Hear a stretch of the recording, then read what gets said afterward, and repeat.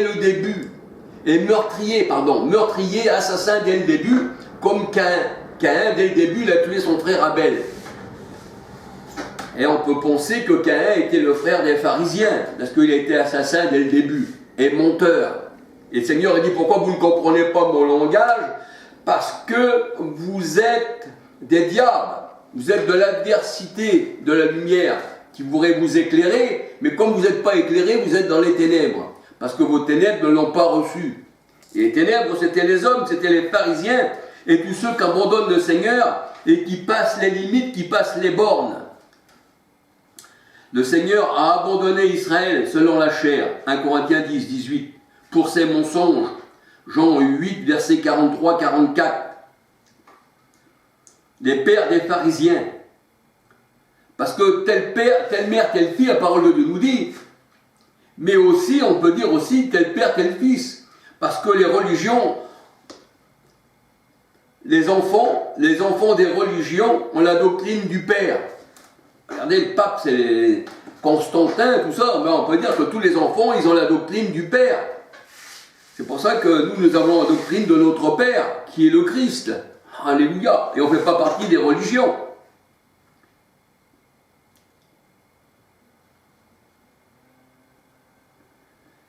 Et les pharisiens, on peut dire qu'ils avaient dépassé les bornes par leur enseignement humain. C'était l'enseignement, bien sûr, de Cham. Parce que l'Égypte, c'est Cham. Genèse 10, 6 à 20. Genèse 10, 6 à 20. Et oui, Cham, c'est l'Égypte.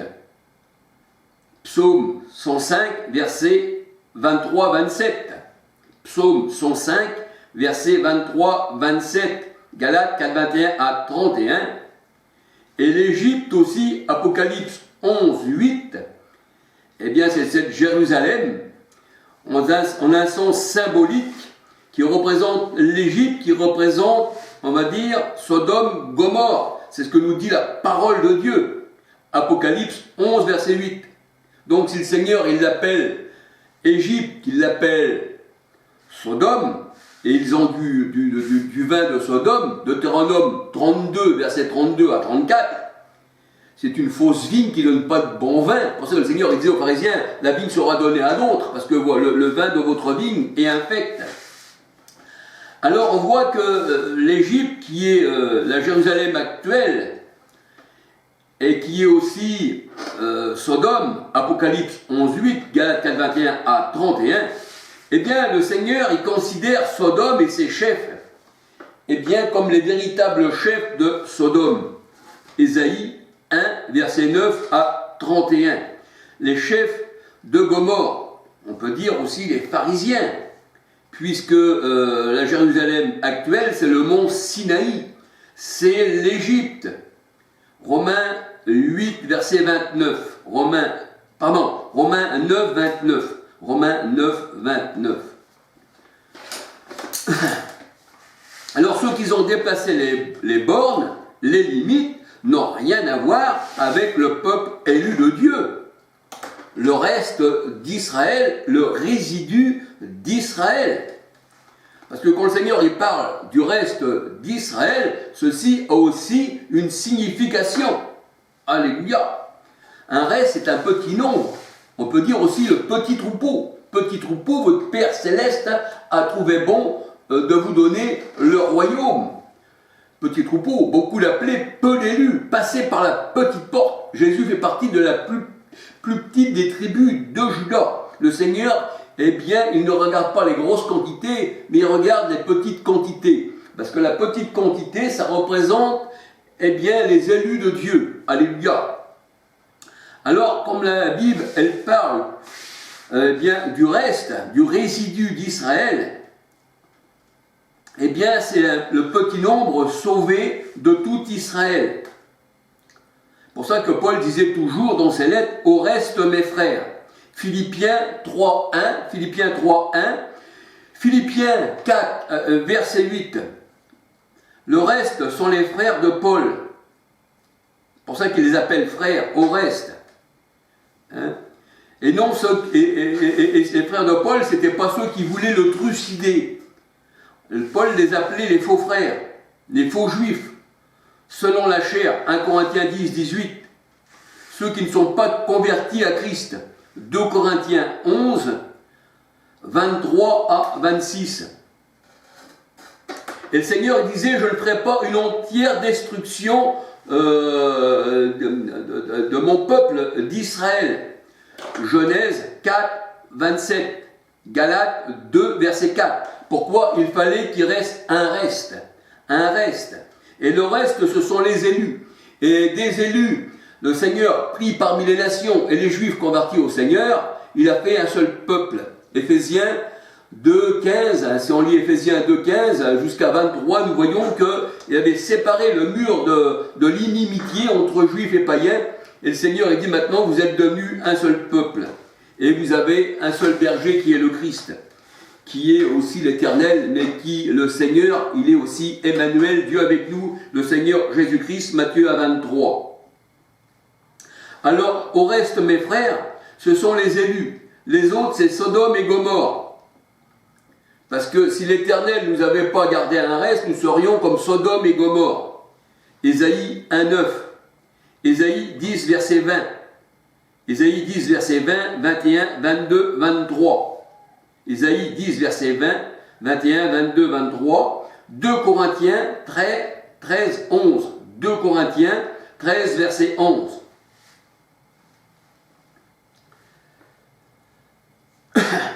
Et la Bible dit que le peuple hébreu, ayant rejeté l'Éternel, la majorité, eh bien, n'entreront pas dans le repos de l'Éternel. Psaume 95, verset 11. Et la parole de Dieu, elle dit, dans Jérémie 31 à 31, il me semble, eh bien, que si ces lois devaient disparaître devant moi, dit l'Éternel, la race d'Israël disparaîtrait aussi. Et on voit que les lois ont été abandonnées, les pharisiens avaient abandonné les lois de Dieu pour leurs commandements charnels. Marc 7, 1 à 23. En un autre sens, le Seigneur donne en héritage à ses enfants là où le pied de ses enfants se pose. C'est pour ça que le Seigneur a dit, je te donnerai en héritage, il disait ça à Josué, là où tes pieds se poseront. La plante de tes pieds se posera. Josué 14, 9. Deutéronome 3, 36. Josué 14, 9. Deutéronome 3, 36. Les pieds, eh bien, c'est les pieds des disciples. Les pieds, c'est les pieds des disciples.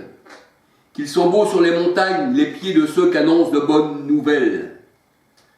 Les pieds, c'est les pieds des disciples qui annonçaient de bonnes nouvelles dans les nations. Et le Seigneur a dit, je te donnerai ces nations en héritage. Partout où tes pieds se poseront, tu les auras en héritage. Partout. Parce que les pieds représentent aussi l'évangile. Alléluia. Les pieds représentent l'enseignement. Ésaïe 52, verset 7. Le Seigneur avait envoyé ses disciples. Romains 10, verset 14, 15, 16, 17. Qu'ils sont beaux les pieds de ceux qui annoncent de bonnes nouvelles. Ésaïe 52, 7, Romains 10, versets 14, 15, 16, 17. Qu'ils sont beaux les pieds sur les montagnes. Ésaïe 52, 7. Alléluia. Et les montagnes représentent les royaumes et leurs rois. Apocalypse 17, 9. Jérémie 4, versets 24, 25, 27, 28. Et quand Christ est venu, nous voyons que dans Luc 3, versets 4, 5, 6, eh bien que toute montagne et toute colline sera abaissée. Et ça, les collines et les montagnes, dans la parole de Dieu, ça représente l'homme qui s'élève. Ça représente l'orgueil. Ésaïe 40, versets 3 à 5. Luc 3, versets 4, 5, 6. Ésaïe 40, versets 3 à 5. Et le Seigneur dit, si vous auriez la foi comme un grain de sénévé, vous diriez à cette montagne, jette-toi dans la mer, et elle le ferait. Et en un sens spirituel, la montagne représente l'homme. La montagne que nous voyons, avec nos yeux, elle ne se jettera jamais dans la mer. Apocalypse 17, 9. Alors vous diriez à cette montagne, jette-toi dans la mer, un peu comme les pourceaux qui se sont jetés dans la mer. Marc 11, 23. Matthieu 21, verset 21. Et ceux qui se jettent dans la mer, eh bien c'est ceux qui n'acceptent pas le Seigneur, ce sont des pourceaux. Ils se jettent à la mer d'où ils sont venus. Parce que la mer représente le monde. Apocalypse 17, 1, 15. Job 7, 12. Et là nous voyons que eh bien, les pourceaux se sont aussi jetés dans la mer. Matthieu 8, verset 31, 32.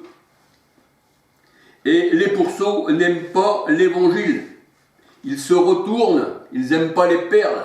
Parce que le Seigneur il dit, les perles c'est les disciples, ce sont des pierres précieuses, et Christ est la pierre. Et les pourceaux, eh bien, n'aiment pas l'évangile.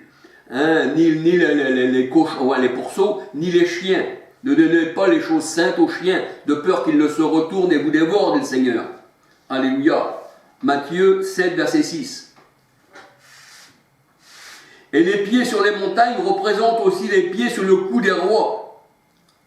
Et oui, les pieds sur les montagnes représentent aussi les pieds sur le cou des rois. Des rois qui se mettent contre le Seigneur. Josué 10, verset 24. Josué disait au peuple, vous mettrez les pieds sur les coups de ces rois, parce que je les ai vaincus. Donc l'évangile veut dire qu'ils sont beaux les pieds de ceux qui annoncent de bonnes nouvelles, mais aussi, pour ceux qui reçoivent le Seigneur, eh bien c'est la lumière, tandis que ceux qui ne reçoivent pas le Seigneur, ils restent dans les ténèbres, c'est les ténèbres. Et les rois, Apocalypse 17, 9, eh bien ce sont les montagnes. Et le coup dans la parole de Dieu, représente l'iniquité. Il est le symbole de l'iniquité. Lamentation 1, verset 14. Le Seigneur, il met son pied là où il y a l'iniquité.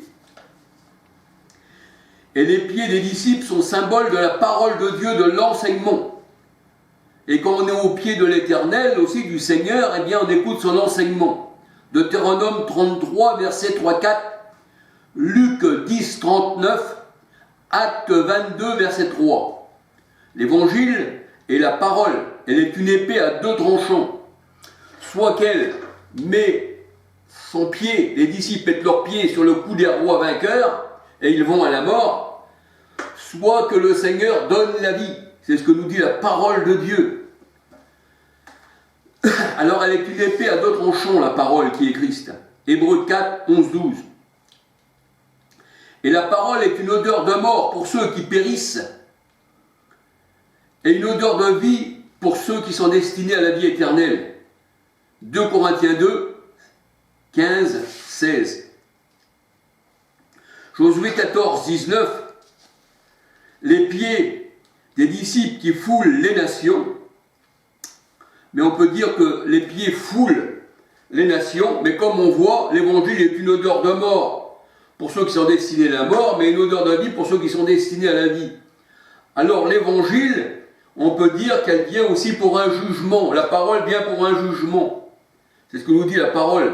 Je crois que c'est dans Ésaïe 50, verset 11. Je ne me souviens pas, je ne veux pas trop citer, mais il me semble que c'est ça. Et excusez-moi si des fois je fais quelques lapsus, parce que des fois c'est tellement long, et puis qu'on arrive des fois à confondre quelques versets, dites-moi-le, eh bien, dans les commentaires, si vous pouvez, alléluia, que le Seigneur vous bénisse.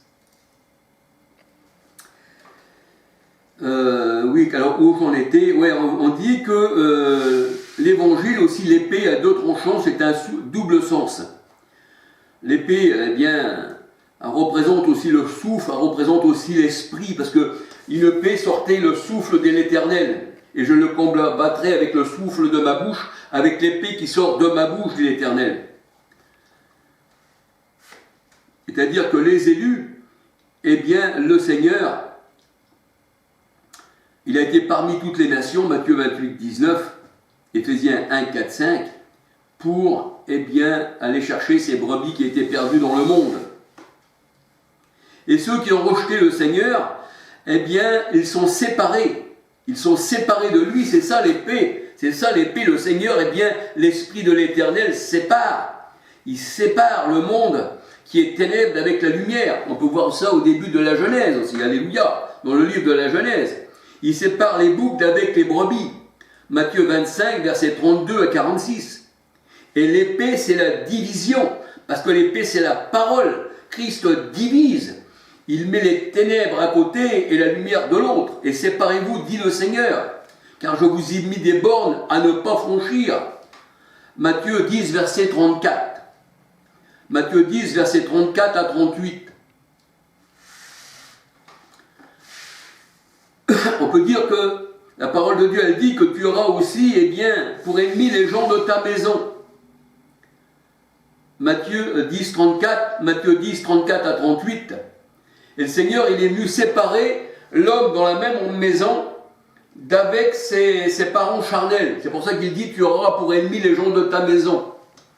Et les hommes charnels sont nés du sang, nés de la chair. Et la chair et le sang n'héritent pas du royaume des cieux, simplement celui qui est né de Dieu. Alléluia. Donc tu auras pour ennemis les gens aussi de ta maison. Mais tu ne dois pas passer dans leur camp, bien qu'ils soient dans ta maison. Pourquoi? Parce que le Seigneur il dit dans sa parole que ceux de la chair, tu les auras pour ennemis. Et les ennemis, c'est ceux qui sont dans les ténèbres. Et toi, tu es lumière. Alléluia.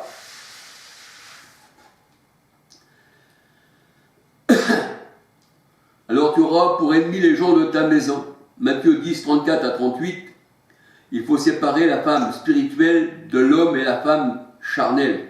2 Corinthiens 6, 14 à 18. Apocalypse 18, 4. 1 Corinthiens 15, 50. La chair et le sang n'héritent pas du royaume des cieux. Jean 1, verset 11, 12. Alors nos limites, nos frontières, nos bornes sont aussi dans nos maisons. Parce qu'il y a une séparation et nous et notre famille charnelle.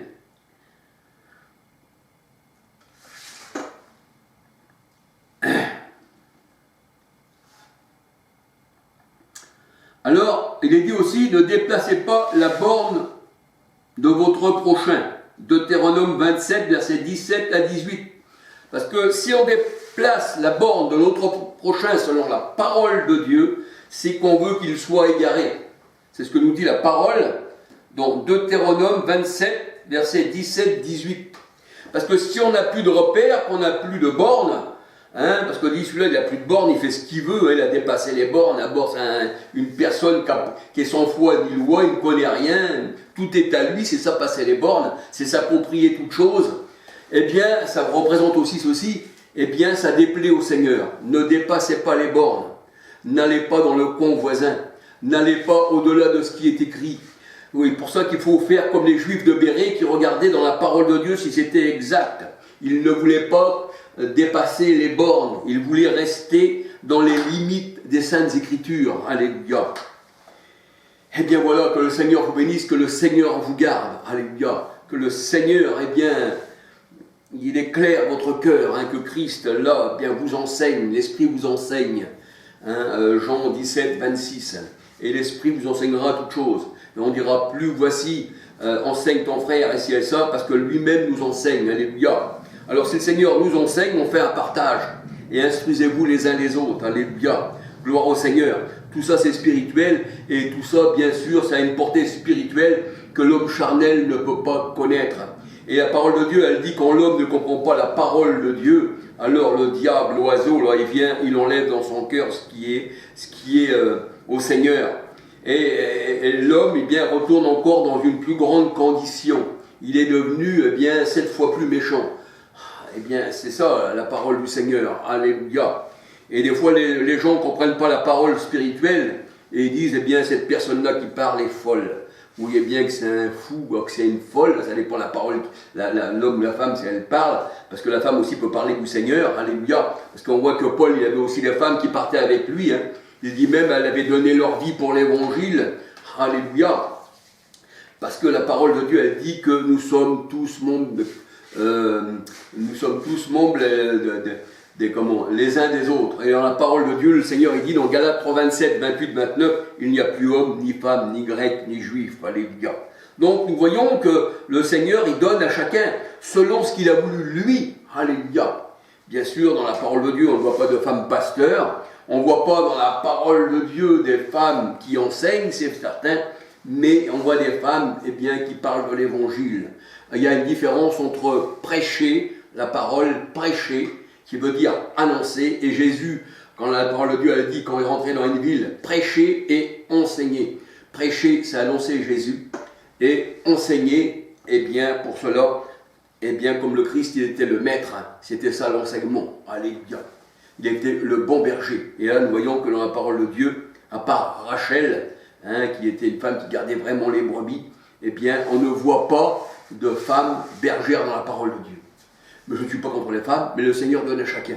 Examinez-vous vous-même. Alléluia. Je ne veux juger personne. Eh bien, que le Seigneur vous bénisse. Et à la prochaine vidéo, si Dieu veut. Alléluia. Que le Seigneur vous garde. Alléluia.